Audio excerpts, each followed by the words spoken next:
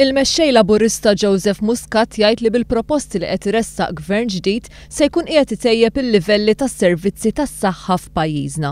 Il-qasam tas-saħħa huwa ta' importanza strateġika u għalhekk gvern ġdid huwa kommess li jsaħħu b'mod sostenibbli u fuq il-prinċipju ta' saħħa b'xejn għal kulħadd.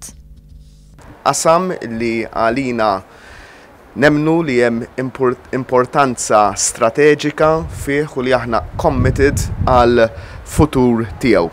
Futur tiegħu fuq bażi sostenibbli, fuq bażi tal-prinċipju ta' saħħa b'xejn għal kulħadd u għall-prinċipju universali li fil-passat introduċa dan l-istess partit meta fil-gvern u li aħna impenjati li dan il-prinċipju jibqa' jinżamm. Gvern ġdid irid jibni fuq it-tajjeb iżda jirranġa n-nuqqasijiet li hemm fis-settur tas-saħħa.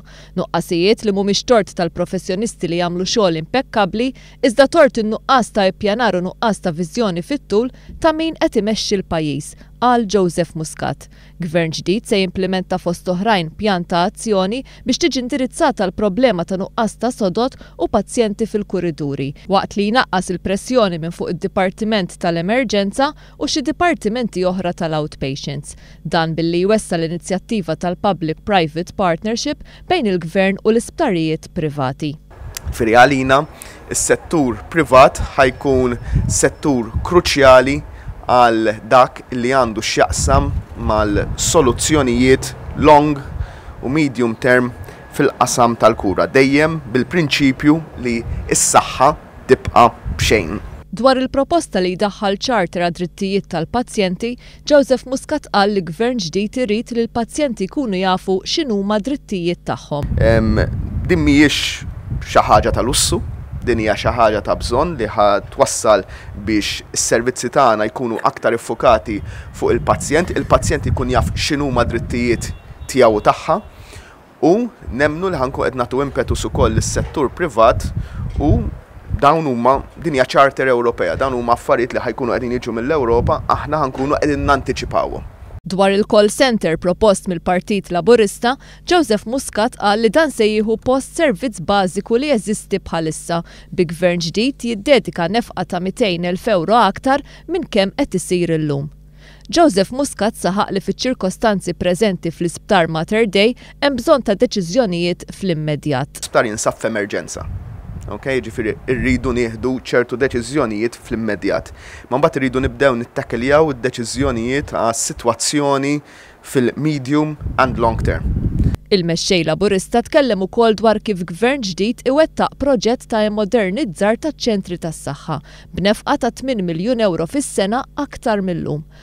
Qal li jekk dan l-investiment ma jsirx fuq iċ-ċentri tas-saħħa, l-Isptar Mater Dei se jibqa' fi stat ta' emerġenza. Ħankunu qegħdin hawnhekk ninvestu u nisviluppaw fil-health centers. Inniedu health centers ġodda anka flimkien mal-privat u servizzi estensivi mal-privat biex ċertu servizzi li llum in-nies jiġu l-Mater Dei għax dik hija il-first port of call imorru il-health center u jkunu moqdijin from A to Z il-health center. Din hija mod ta' kif titnaqqas il-pressjoni mill-Mater Dei.